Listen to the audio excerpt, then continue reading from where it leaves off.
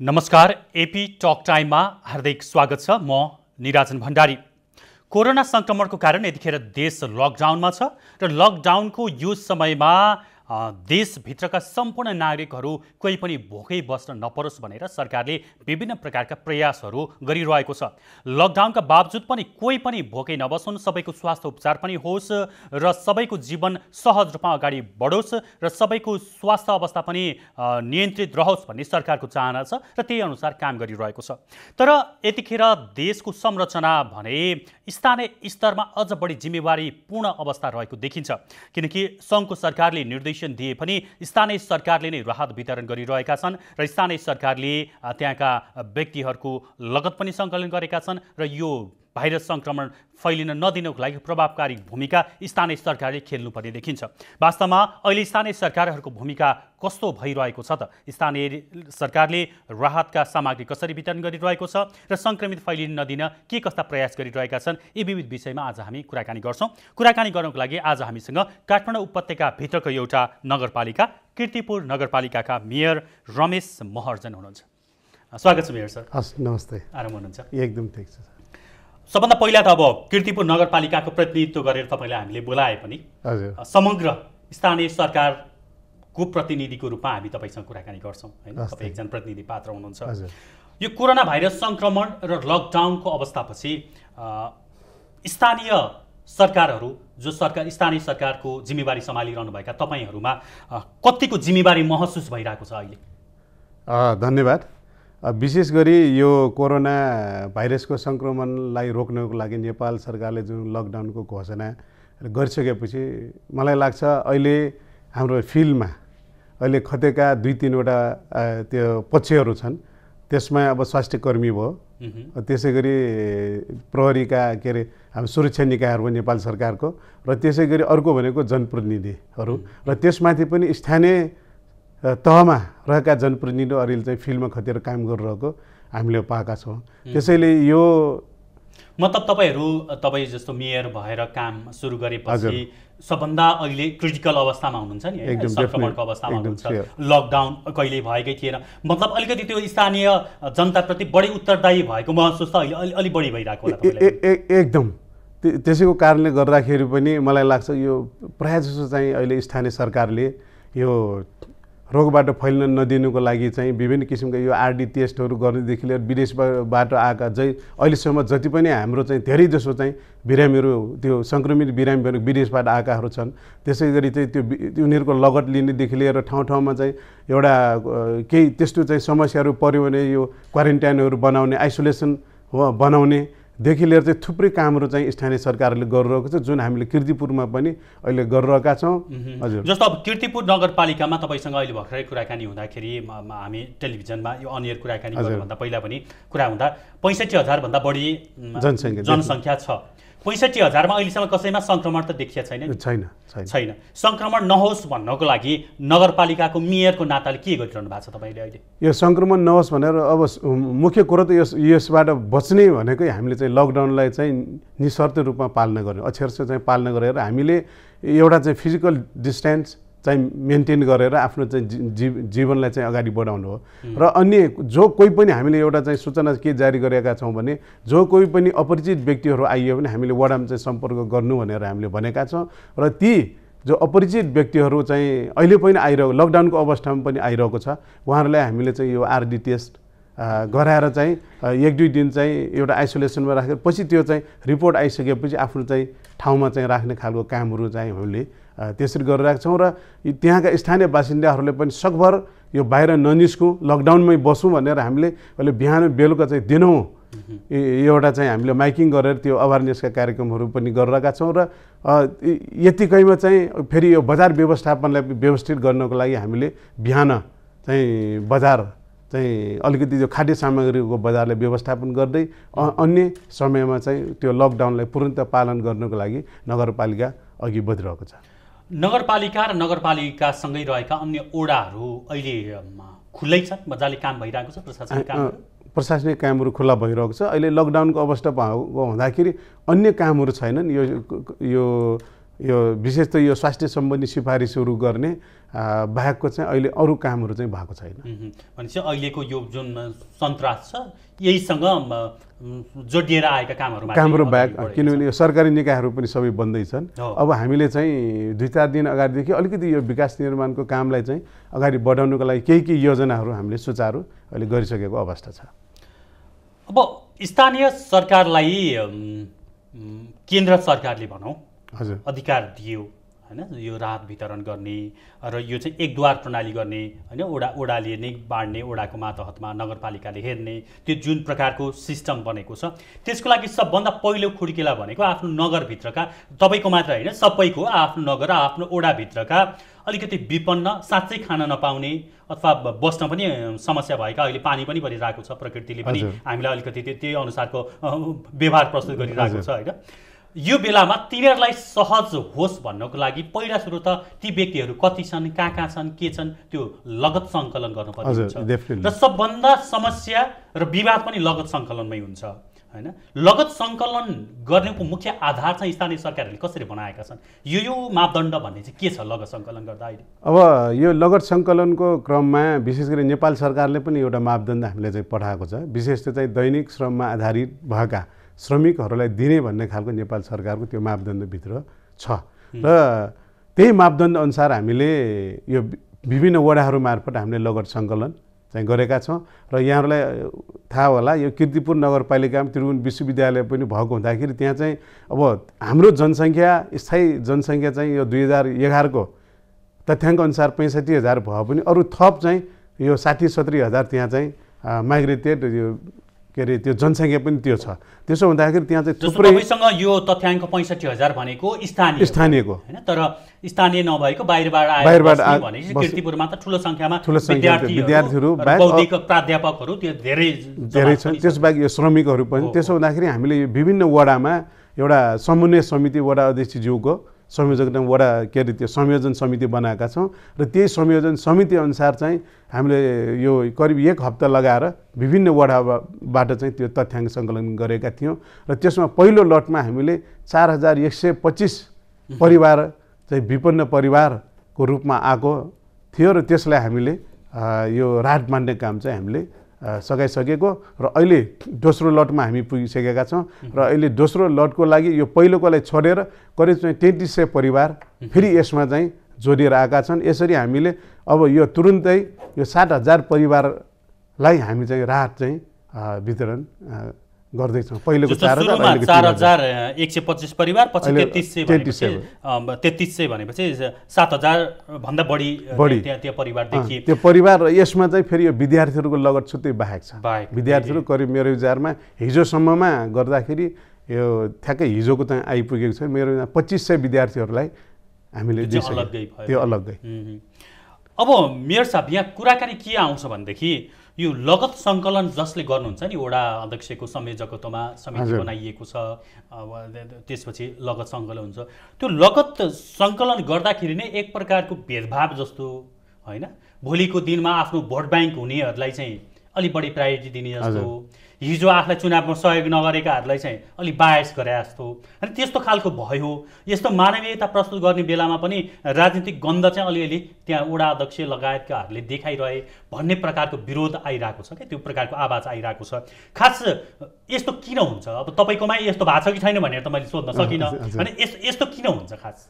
अब मेरो विचारमा अब कीर्तिपुरको सवालमा हामी त्यो प्रभावबाट हामी चाहिँ मुक्त छौँ भन्ने कुरा म एकदम छाती फैलाएर चाहिँ भन्न सक्ने अवस्था छ। किनभने हाम्रो त्यो प्रत्येक यो समन्वय समितिमा विभिन्न दलका त्यहाँ साथीहरू हुनुहुन्छ, उहाँहरूले चाहिँ निर्णय गरेरै ल्याउनुहुन्छ। त्यसो हुँदाखेरि त्यसमा एकाएर चाहिँ केही किसिमले परेको हुनसक्छ होइन। त्यसमा हामी चाहिँ के दाबी नगरौँ भने 100% करेक्ट छ चाहिँ नभनौँ, किनकि हामीले 1 हप्ता लिएर त्यो डेटा कलेक्सन गरेको हुँदाखेरि कोही छुट्या पनि हुनसक्छ। कोही अलिकति चाहिँ आएर चाहिँ म चाहिँ निडी नै हुँ भनेर अलिकति रोइकरे गरेर चाहिँ 2-4 जना थपेको पनि हुनसक्छ। तर एउटा बेसिकल्ली त्यस्तो खालको भेदभावपूर्ण मलाई लाग्छ यो अन्य नगरपालिकामा पनि त्यो भएको जस्तो चाहिँ मलाई चाहिँ लाग्दैन। अन्य चाहिँ स्थानीय निकायहरू पनि काहीँ भएको छ, त्यो प्रकारको आवाज उठिरहेकै छ। अब त्यो प्रमाणसहितै मिडियाहरूमा समाचार पनि आएको छ, कहीँ त्यो एउटा छिटपुट रूपमा त्यो हुन चाहिँ सक्छ।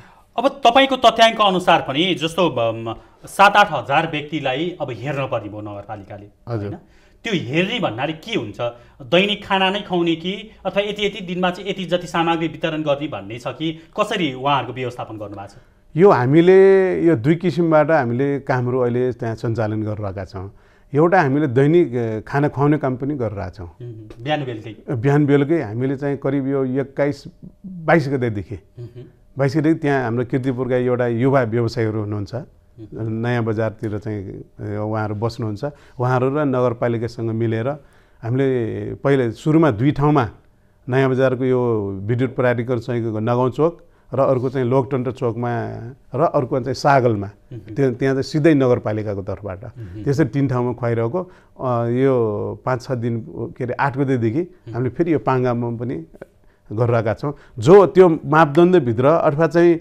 कोही अब एउटा हाम्रो सिस्टम हुन्छ हामीले लगत लिन्छौँ होइन लगत लिएर एउटा निश्चित अवधिभित्र हामी चाहिँ बाँड्छौँ भनेपछि त्यो बिचको जुन पिरियड हुन्छ नि त्यो पिरियडमा त खानु पर्यो उहाँहरूको लागि हामीले त्यसरी पनि खाना वितरण गरिरहेको छ र अहिले कीर्तिपुरमा कोही पनि त्यो भोको रहनुपर्ने अवस्था चाहिँ छैन अब यसरी खुवाउने खाना त ठिक छ पकाएर तपाईँहरूले खुवाउनुहुन्छ तपाईँहरूले हेरिरहनु भएको छ मनकारी व्यक्तिहरू त्यहाँ हुनुहुन्छ क्लबहरू छ व्यवसायहरू हुन्छ उहाँहरूले पनि खुवाइरहनु भएको छ त्यो सबै खुवाउँदा पनि स्वीकृति त ओडासँग लिएर समन्वयमै भइरहेको छ सबै काम त त्यसरी नै भइरहेको छ अब यो राहत सामग्रीमा चाहिँ के छ कहिले वितरण गर्नुहुन्छ कतिले जतिलाई वितरण गरिसक्नु भएको छ अहिलेसम्म यो मैले भने नि अघि यो पहिलो चरणमा हामीले 4125 परिवार प्लस त्यो विद्यार्थीहरूलाई गएको छ भने अहिले हामीले हिजोदेखि हाम्रो वडामा वितरण गरिसकेका मतलब उहाँहरूलाई के वितरण गरियो यो हामीले एउटा निश्चित एउटा मापदण्ड बनाएको थियो हामीले चाहिँ यो चामल तेल नुन त्यही त हो खाद्य पदार्थ भनेको अब यो राहत भनेको फेरि यो अलिकति विलासिताको ढङ्गले भन्दा पनि हामीलाई चाहिँ यो पेट भर्नको लागि जे दाल भात तरकारीको लागि सहयोग नै हामीले गरेका छौँ अब यो दोस्रो चरणको लागि हामीले हिजोदेखि वडामा हामीले वितरण गरिसकेका छौँ र त्यो चाहिँ उहाँले त्यो प्याकिङ गर्दैछन् त्यो अनुसार हामीले एउटा निश्चित मापदण्ड बनाएका छौँ त्यो अनुसार चाहिँ हामी वितरण गर्छौँ तुरन्त अब यो राहत सामग्री वितरण गर्दा अब यत्रो 7-8 हजार व्यक्तिलाई पुग्ने गरी दिन पर्यो अब त्यो सामान पनि ल्याउनु पर्यो होइन अब आफ्नै ठाउँ आफ्नै नगरभित्र छ भने ठिक छ होइन भने बाहिरबाट भए पनि मगाउनु पर्यो ठुलो परिमाणमा यस्ता सामग्रीहरू चाहियो जस्तो दुध मतलब चामल नुन होइन दाल यस्ता चिजहरू चाहियो अब यो सामान खरिद गर्दाखेरि प्रश्न उठाइरहेका छन् कि धेरै जसो व्यक्तिहरूले कतिपय नगरपालिकाका चाहिँ नगर प्रमुखहरूको आफ्नै कोल्ड स्टोर हुने होइन त्यहीँको सामग्रीहरू दिदिने यतिसम्म पनि देखियो कि बारातिर त हामीले रिपोर्ट पनि बजाएका थियौँ कुहिएको चामल 7-8 वर्षदेखि स्टोर भएर बिक्री नभएको सामान यही बेलामा चाहिँ अब सकाउन क्लियर गरौँ भनेर त्यो प्रकारको 3-4 ठाउँमा भएर समय प्रशासनले समाएको पनि छ मेयरलाई तपाईले पनि त्यो समाचार सुन्नुभयो होला होइन यस्तो प्रकारको अवस्थाहरू देखिएको छ धेरै ठाउँमा कीर्तिपुरमा त्यो नभएको होला हामी विश्वास गरौँ तर तपाईले यसको व्यवस्थापन कसरी गर्नुभएको छ सामान कहाँबाट खरिद गर्नुहुन्छ यसको पारदर्शिता भोलिको दिनमा कसैले प्रश्न उठायो भने जवाफ दिनको लागि कसरी यो कामहरूलाई व्यवस्थित गरिरहनु भएको छ यसमा हामी सुरुदेखि नै एकदम सचेत थियौँ त्यसो हुँदाखेरि हामीले पहिलो लटको चाहिँ जति पनि हामीले राहत सामग्रीहरू खरिद गर्यौँ यो नेपाल सरकारसँगै यो नेपाल सरकारकै एउटा कम्पनी हो साल ट्रेडिङसँग हामीले 100% त्यहीँबाट किनेका छौँ र अर्को चाहिँ अहिले किन्दाखेरि पनि हामीले यो के अरे यो थापठलीको यो खाद्य विकास कम्पनी सँग हामीले किनेका छौँ त्यसैले त्यस्तो खालको आरोपबाट हामी मुक्त हुनुपर्छ भनेर यो सबै किसिमको त्यो ट्रान्सप्यारेन्ट त्यही छ गभर्मेन्ट निकायसँगै खरिद गरेका छौँ अब यी सामानहरू खरिद गर्दा अथवा यो सामानहरू खानाहरू खुवाउँदाखेरि नगरपालिका ओडाले पैसाको व्यवस्थापन कसरी गरिरहेको छ अहिले खास त्यो सरकारले दिएको पैसाले पुगेको छ कि अथवा मनकारी मनहरूले कोष बनाएर तपाईँहरूको कोषमा जम्मा गरिदिनु भएको छ कि त्यो पैसाको व्यवस्थापन अथवा त्यो पैसाको सङ्कलन कसरी भइरहेको छ अहिले यो यसो छ अब नगरपालिकाले चाहिँ यो राहतको रूपमा खाद्य सामग्री दिँदाखेरि त्यो पूर्ण त अहिलेसम्म हामी नगरपालिकाले व्यवस्थापन गरेका छौँ र मतलब नगरपालिकाकै पैसाले र त्यसमा चाहिँ प्रदेश सरकारबाट चाहिँ 12 लाख चाहिँ हामीलाई आएको छ त्यो सबै हामीले गरिरहेछौँ र अर्को चाहिँ जुन त्यो खाना खुवाउने त्यो पकाएर चाहिँ त्यो खानै सप्लाई गर्ने सवालमा चाहिँ त्यहाँका चाहिँ व्यवसायीहरू र उहाँहरूले चाहिँ अलिअलि उठाएर र अन्य सङ्घ संस्थाहरूले पनि खाद्य पदार्थहरू दिएर त्यसरी चाहिँ सञ्चालन गरिरहेको छ भनेपछि गाह्रो खासै अहिलेसम्म छैन त्यो पैसाको अभावले अहिलेसम्म नगरपालिकाले काम गर्न पाएन अथवा खुवाउन पाएन भन्ने त्यस्तो अवस्था सिर्जना भएको छ। अहिलेसम्म चाहिँ छैन। अब तपाईँको नगरपालिकाभित्र रहेको अघि नै पनि अलिकति कुरा आयो त्रिभुवन विश्वविद्यालयको, त्यहाँ धेरै विद्यार्थीहरू हुनुहुन्छ अनि पढ्नुहुन्छ र कीर्तिपुरमा बस्ने विद्यार्थीको सङ्ख्या अत्याधिक छ, हामीले सुरुमा पनि भन्यौँ। ती विद्यार्थीहरू कतिपयले चाहिँ अलिक विरोध गर्नुभएको जस्तो कुरा होइन, राहत सामग्री उचित ढङ्गबाट नभएको जस्तो कुराहरू विरोधहरू आइरहेको छ। खास यो त्रिभुवन विश्वविद्यालय र त्यहाँ पढ्ने विद्यार्थीहरू जो कीर्तिपुर क्षेत्रमा बस्नुहुन्छ उहाँहरूको यो समस्या चाहिँ के हो? अब यहाँ चाहिँ भन्नुपर्दा चाहिँ के छ भने वास्तवमा चाहिँ यो त्रिभुवन विश्वविद्यालयका विद्यार्थीहरूको लागि होइन खाना अथवा चाहिँ त्यस्तोमा कुनै समस्या नहोस् भन्नेमा हामी चाहिँ यो सुरुदेखि नै हामी चाहिँ चिन्तित थियौँ। नेपाल सरकारको मापदण्डमा तपाईँ पनि हेर्न सक्नुहुन्छ, यो विद्यार्थीहरूलाई इङ्गित गरेर यो सुरुमा यो के अरे त्यो दिनुपर्छ भन्ने खालको कुनै उ थिएन। दैनिक श्रमिकहरूलाई दिने हो, कोही विद्यार्थीहरू दैनिक विद्यार्थी भनेर त्यहाँ सम्बोधन गरिएको थिएन। त्यसो हुँदाखेरि मैले यो चैत्रको 29 गते त्यहाँको चाहिँ प्रिन्सिपल सहित विद्यार्थी वर्गलाई पनि हामीले एउटा एक ठाउँमा बोलाएर यो चाहिँ तपाईँहरूको पनि जिम्मेवारी हो, हामीले कोअर्डिनेसन गर्ने हो र विशेष त त्रिभुवन विश्वविद्यालयमा पढ्ने विद्यार्थीहरूको जिम्मेवारीको एउटा प्रिन्सिपलको हो भनेर मैले अलिकति त्यो संयोजन गरेका थिएँ। र त्यहाँ पढ्ने कति विद्यार्थीहरू छन् भनेर हामीले एउटा अनलाइनको एउटा त्यो रेजिस्ट्रेसन पनि हामीले चाहिँ सुरु गरेका थियौँ र त्यही अनुसार त्रिभुवन विश्वविद्यालयले एउटा के अरे त्यो 2 गते नै त्यो राट चाहिँ आफ्नो विद्यार्थीहरूलाई राट चाहिँ बाँडेको अवस्था थियो। र त्यसै गरी अब यो त्यो बिमार चाहिँ किन आइयो भन्ने खालकोमा यो विद्यार्थीहरू केही विद्यार्थीहरू है त्यसभित्र केही विद्यार्थीहरू चाहिँ आफू मनोमानी ढङ्गले त्यहाँ वितरण गर्न पाउनुपर्छ, हामीले ल्याउने हो, त्यसो खालको एउटा आशय चाहिँ त्यहाँ देखियो। तपाईँहरूले सङ्कलन गर्नुभएको राहत सामग्री विद्यार्थीहरू हामी बाँड्न पाउनुपर्छ भनेर आउनुभयो कि उहाँहरू आफै सङ्कलन गर्ने आफै बाँड्ने? हो, त्यही आफैले नै आफै बाँड्ने भने, तर एउटा सिस्टममा त जानु पर्यो नि त, सिस्टममा जानुपर्छ। उहाँहरूले बाँड्न सक्नुहुन्छ, नपाउने भन्ने पनि छैन। तर मेरो आशय के हो भने त्यसरी चाहिँ मनपरी ढङ्गले आफैले राहत ल्याउने आफैले बाँड्ने हो भने त्यहाँ चाहिँ अराजक सिर्जना हुन्छ। त्यसो होइन, यो त्रिभुवन विश्वविद्यालय विद्यार्थीहरूसँग सम्बन्धित जति पनि राहत बाँड्ने हो म इन्टरफेयर गर्दिनँ। तपाईँहरू आफै प्रिन्सिपल बस्नुहोस्, अन्य विद्यार्थीहरू पनि बस्नु, सबै मिलेर एउटा सहकार्य गर्ने, किनकि यो राजनीति गर्ने बेला होइन। त्यसो हुँदाखेरि तपाईँले त्यसरी बाँड्नुपर्छ भनेर मैले जुन खालको त्यो एप्रोच राखेर उहाँलाई पटक पटक छलफल गराएँ र त्यो कतिपयलाई चाहिँ चित्त नबुझेको हुँदाखेरि आक्रोशहरू अन्य विद्यार्थीहरूबाट आएको छैन। त्यहाँको चाहिँ अन्य विद्यार्थीहरूबाट आएको चाहिँ जो त्यसरी मनपरी गर्न पाइएन भन्ने खालको त्यो छ, लघुतावास भएको छ, उहाँहरूले चाहिँ म माथि यो सुनियोजित रूपमा यो प्रहार गरेको अभिव्यक्ति मात्रै हो। प्रशासनले भनौँ प्रहरीले हस्तक्षेप नै गर्यो विद्यार्थीहरू माथि भन्ने खालका समाचार पनि आयो कि कीर्तिपुरमा? हजुर, त्यो खास के हो? मलाई लाग्छ त्यसलाई हस्तक्षेप भन्नु मिल्छ जस्तो लाग्दैन। भएको चाहिँ के हो त? भएको चाहिँ के हो भने जस्तै अब राहतको नाममा जो कसैले पनि आफ्नो चाहिँ निजी कोठामा लगेर राख्ने र त्यहीँबाट बाँड्ने भन्ने कुरा त्यो कतै पनि त्यो जायज हुँदैन। जस्तो अस्ति एउटा घटना त मैले पनि कुनको थाहा भएन, एकजना वडाधीश कहाँ त्यो राहत बाँडेर बोरी भएको 6 बर चामल चाहिँ उसको घरमा रहेछ। त्यो चाहिँ पत्ता लगाएपछि यति त्यो जनप्रतिनिधिले खायो भनेर आइयो, त्यही त हो नि यो पनि। भनेपछि एउटा विद्यार्थीको समूह, त्यसको अगुवाई गर्ने 1-2 जना व्यक्तिहरू जो व्यक्तिहरू चाहिँ आफै राहत सङ्कलन गर्ने र आफै हिसाबले बाँड्ने सोच बनाएर सामग्रीहरू सङ्कलन गर्नुभयो र तपाईँहरूले त्यसलाई व्यवस्थित गरौँ भन्दाखेरि अलिकति विवाद जस्तो भएको चाहिँ त्यही हो। र अब पछि के रहेछ भनेर हेर्दाखेरि प्रहरीले चाहिँ उहाँहरूको कोठाबाट धेरै सामग्री पनि फेला पारेको, सामग्री चाहिँ बरामद भयो र उहाँहरूले चाहिँ नियन्त्रणमा लिनुभयो। भएको चाहिँ यति हो, किनकि अहिले नेपाल सरकारको उसले अनुसार पनि यो वन्डर सिस्टममा जाने हो र कम्तीमा त्यहाँको स्थानीय वडालाई मसँग यति चामल छ, मैले यति यहाँबाट ल्याएको भन्ने कुरा ट्रान्सपारेन्ट ढङ्गले जो कसैले पनि राख्नु जरुरी छ। मतलब अब तपाईँको यो कुरा सुनिरहँदा कतिपय व्यक्तिलाई हाम्रो यो कुराकानी हेरिरहँदा लाग्छ होला म पनि केही सहयोग गरौँ, विभिन्न ओडालाई आफू जन्मेको ठाउँलाई सहयोग गर्न चाहिरहनु भएको छ कतिपयले, त्यो सबै गर्न पाइयो तर ओडासँग पारदर्शी ढङ्गबाट गएर समन्वय गर्नु पर्यो। समन्वय गर्नु यति हो, त्योभन्दा बेसी हामीले खोजेको सहयोग गर्न नपाइने भन्ने कुरा कुनै पनि छैन, त्यो गर्नै हुँदैन। यसमा त यो नेपाल सरकार अथवा सरकारी निकायले मात्रै यो ठेक्न सक्ने अवस्था छैन। लकडाउन कति बढ्ने हो, फेरि 1 हप्ता बढ्ने भन्ने खालको हिजो सिफारिस चाहिँ यो CCMC ले गरिसकेको छ भनेपछि स्थानीय सरकारले मात्र त्यो भ्याउँदैन। त्यस्ता सहयोगहरू हामी आफैले पनि नगरपालिका आफैले पनि त्यहाँ सार्वजनिक रूपमा आह्वान गरेका छौँ। थुप्रै मान्छेहरूले हामीलाई सहयोग गरिरहनु भएको छ।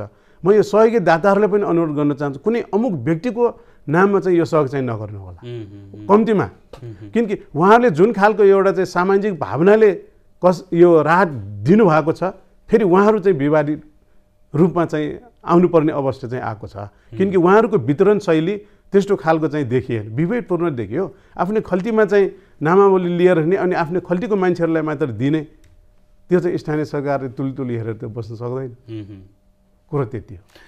अब यो कोरोना भाइरसको सङ्क्रमण एकातिर छ, यसले महामारी रूप लिएको छ, हरेक क्षण सन्तासमा विश्व जगत नै यतिखेर छ, त्यो आफ्नो ठाउँमा छ। त्यो सँगसँगै यसले धेरै पाठहरू पनि सिकाएको छ यदि हामीले सिक्न चाह्यौँ भने भन्ने कुरा छ कि। अब जस्तो तपाईँ नगरपालिकाको प्रमुख हुनुहुन्छ, तपाईँले अब कतिपय चिजहरू त यो सङ्क्रमणको कारणले लाग्यो होला नि, मेरो नगरभित्रका बासिन्दाहरूलाई चाहिँ जस्तोसुकै परिस्थितिमा पनि म स्वास्थ्यको हिसाबले पनि फैलिन दिन्न होइन, सधैँ स्वास्थ्य नै राख्छु, खानाको पनि कहिले अभाव हुन दिन्न, म नगरलाई अब यसरी चलाउँछु भन्ने प्रकारको त्यस्तो केही सोच यो कोरोना भाइरसको सङ्क्रमणको बिच यो खटिरहँदा तपाईँलाई आएको छ अहिले? यो आएको छ डेफिनेटली। यो चाहिँ यो ममा मात्रै होइन, सम्पूर्ण चाहिँ अलिकति चेतनशील चाहिँ हाम्रो नेपाली नागरिकहरूमा यो चाहिँ आएको छ। त्यो हरेक नगर प्रमुखलाई अथवा हरेक जिल्ला प्रमुखलाई, हरेक त्यो प्रदेश प्रमुखलाई आउनुपर्ने कुरा पनि हो एकदम जरुरी। त्यो चाहिँ हामीले चाहिँ फिलिङ गरेका छौँ। त्यो अनुसारको हामीले आफ्नै चाहिँ व्यवहारहरूलाई पनि धेरै चिज चाहिँ परिवर्तन चाहिँ गर्नु जरुरी छ भन्ने खालको यसले चाहिँ हामीलाई चाहिँ सिकाएको छ र त्यही अनुसार चाहिँ हामी अगाडि बढ्नुपर्छ भन्ने खालको पनि मलाई चाहिँ लागेको छ। जस्तो अब तपाईँ कीर्तिपुरको प्रतिनिधित्व गर्नुहुन्छ, त्यही भएर मैले कीर्तिपुरलाई केन्द्रबिन्दुमा राखेर कुराकानी गरेँ। सबै नगरले आफ्नो नगरभित्रका जति पनि ठाउँहरू छन् जो खाली छन् होइन, उब्जनी हुनसक्छ, त्यस्ता ठाउँहरूमा अब आजकै मितिबाट कृषि सुरु गर्ने ताकि आफ्नो नगरका बासिन्दाहरूले त्यहाँको उब्जनीले पुगोस् होइन। आफ्नो नगरका कति मान्छेहरू विदेश पलायन भएका छन्, तिनीहरूलाई ल्याएर अब रोजगारीको उचित व्यवस्था गरेर त्यहाँ त्यही प्रकारको उद्योगहरू सञ्चालन गर्ने, त्यो प्रकारको काम गर्नको लागि कोरोना भाइरसको यो सङ्क्रमणले अलिकति भए पनि त्यो आँखा खोलिदिएको त छ नि होइन? एकदम डेफिनेटली। यसले चाहिँ एउटा चाहिँ कहाँनिर चाहिँ अहिले ठुलो परिवर्तन ल्याउला जस्तो छ भने यो जो चाहिँ अब वैदेशिक रोजगारमा जानेहरू र अहिले जो चाहिँ अब त्यहाँ कीर्तिपुरकै स्थानीय बासिन्दाहरू पनि जो अहिले आफूसँग अलिअलि खेतीपाती भएर पनि त्यसलाई चाहिँ भाडामा दिएर चाहिँ एकदम आनन्दले बस्नेहरूको आँखामा ठुलो चाहिँ यसले चाहिँ यो चेतना चाहिँ यसले ल्याइदिएको छ। वास्तवमा हामीले गर्नुपर्ने भनेको यही हो। हामी कतै विदेशमा गएर पनि हामी चाहिँ सुरक्षित हुन, आखिर फर्किने भनेको आफ्नै गाउँठाउँमै हो। यस्तो सङ्कट पर्दाखेरि कसै कहाँ होइन, हाम्रो आफ्नै ठाउँमा चाहिँ हामी आउनुपर्छ र त्यही गर्नुपर्छ भन्ने खालको त्यो पाठ चाहिँ सिकाएको छ। त्यसले गर्दाखेरि हामीले करिब चाहिँ 2 हप्ता जति भयो होला हामीले कीर्तिपुर नगरपालिकाको तर्फबाट हामीले अपिल जारी गरेका छौँ। कुनै पनि यो जग्गा जमिनलाई खाली नगरिकन त्यो उत्पादनको कार्यमा चाहिँ हामी अगाडि बढौँ भन्ने खालको त्यो अनुसार नगरपालिकाले एउटा लगत लिएर त्यहाँका किसानहरूलाई यो मलमा त्यसको बिउमा सहजीकरणको काम पनि हामीले सुरु गरिसकेका छौँ। जस्तो अब नेपाललाई प्रकृतिले यति धेरै चिजहरू दिएको छ नि, जस्तो हाम्रो अब हामी अलिकति धर्ममा पनि विश्वास गर्छौँ होइन, हाम्रो पूर्वीय दर्शनलाई हेर्ने हो भने पनि यति सुन्दर भूमि त विश्वमा कहीँ पनि छैन, ऋषिमुनिहरूको तपोभूमि हो यो। अब हामीसँग स्वास्थ्यको हिसाबले कुनै त्यो विदेशबाट आयात गर्नु औषधिहरू आयात गर्नुपर्ने अवस्थै छैन। हामीसँग आयुर्वेदिकका यति धेरै औषधिहरू छन् कि हाम्रोबाट अरूले लिएर हामीलाई बेचिरहेका छन्। अनि त्यस जडीबुटीहरूको पहिचान गरौँ, खेती गरौँ, किसानी गरौँ, ध्यान योग सत्सङ्ग गरौँ होइन, ताकि थोरै चिजमा पनि खुसी कसरी हुने भन्ने कला सिकौँ। त्यो चिजहरू चाहिँ लकडाउनको यो समयमा अब अहिले बहसको विषय पनि बनेको छ। त्यो चिजलाई साँच्चै अब मूर्त रूप दिनको लागि के गर्नुपर्छ? यो सङ्क्रमण अलिकति कम भएर लकडाउन पनि खोलिसकेपछि अब यस्तो चाहिँ गर्नु पर्ला भन्ने जस्तो तपाईँलाई पनि लागेको होला नि, हाम्रो टेलिभिजन मार्फत त्यो कुरा तपाईँले सेयर गर्न सक्नुहुन्छ? त्यो चाहिँ गर्नुपर्ने जस्तो। फेरि एउटा नेपालीहरूको मनस्थिति चाहिँ के छ भने मैले त्यो कीर्तिपुरकै उदाहरण दिन चाहन्छु। 72 सालमा भूकम्प गयो है, त्यति बेला कतिपय मान्छेहरूले त्यस बेला 9 इन्चको पिल्लरले 4-5 तल्ला उठाएको थिए, कतिपयले काटे पनि है। अब फेरि यो 2-4 वर्षपछि त्यो भूकम्पको बिर्से अब फेरि नक्सा पास चाहिँ 2.5 तल्ला गयो, फेरि 4 तल्ला उठाउने क्रम सुरु भएको छ। त्यस्तो खालको त्यो एउटा नि हामी अलिकति के भन्नु यो प्रकृतिलाई नियम कानुनलाई हेप्ने प्रवृत्ति पनि छ हेप्ने चाहिँ प्रवृत्ति त्यो चाहिँ पहिला दुःख जुन खालको हामीले खेप्यौँ नि त्यसलाई यो समयसँग बिस्तारै बिर्सिनु पर्छ होइन क्षमा त के अरे ऊ दिनुपर्छ तर त्यसलाई चाहिँ त्यसको जुन खालको एउटा प्रतिफल हामीले चाहिँ नेगेटिभ प्रतिफल बोल्छ त्यसलाई चाहिँ अलिकति नजरअन्दाज गर्ने चलन चाहिँ छ त्यसो हुँदाखेरि यो पनि त्यस्तै होला कि भन्ने मलाई 2-4 वर्षपछि मान्छेले यो कोरोना बिर्सिन्छ भन्ने लाग्छ होइन त्यस्तो चाहिँ गर्नु हुँदैन त्यसतर्फ चाहिँ हामी लगातार रूपमा आफ्नो कार्यक्रमहरूलाई चाहिँ निरन्तर अगाडि बढाउनु पर्छ भन्ने मलाई लाग्छ अब हरेक देश लकडाउनमा भएर एउटा देश र अर्को देशको सीमै बन्द भइरहँदाखेरि आफ्नै क्षेत्रभित्र आफ्नै देशभित्र अथवा अलिकति नजिकमा आउने हो भने अन्त्यमा आफ्नै नगरपालिकाभित्र आफू चाहिँ सबै चिजले सक्षम हुन सक्ने वातावरणको सृजना गर्नुपर्ने आत्मनिर्भर हुनुपर्छ भन्ने कुरा यसले चाहिँ सिकाएको छ। अब लकडाउन भएको 1 महिना पुरा भइसक्यो अब सरकारले फेरि बढाउँछ होला सायद अब आज क्याबिनेटको बैठक पनि छ आजको बैठकले लम्ब्याउँछ के गर्छ डिसिजन गर्छ भन्ने कुरा छ तपाईलाई चाहिँ के लागिरहेको छ अहिले अब सबैतिर एकमुष्ट लकडाउन गर्ने कि अब यो बीचमा जति पनि अलिकति समस्याहरू पनि आएको छन् आर्थिक रूपले चलायमान भइरहेको छैन अब कतिपयले काम गर्न पाइरहेका छैनन् अलि सुरक्षित रूपमा काम गर्ने कि अथवा स्थानीय तहलाई जस्तो तपाईको कीर्तिपुर नगरपालिका सुरक्षित छ भनेदेखि के गर्ने आफ्नो नगरपालिकाभित्र तपाईलाई नै त्यो अधिकार दिने हो कि अथवा हैन त्यो प्रकारको सिस्टममा सरकार जानु पर्छ कि अझै केही दिन यो देशव्यापी नै लकडाउन गरेर अगाडि बढ्ने भन्ने तपाईलाई लाग्छ?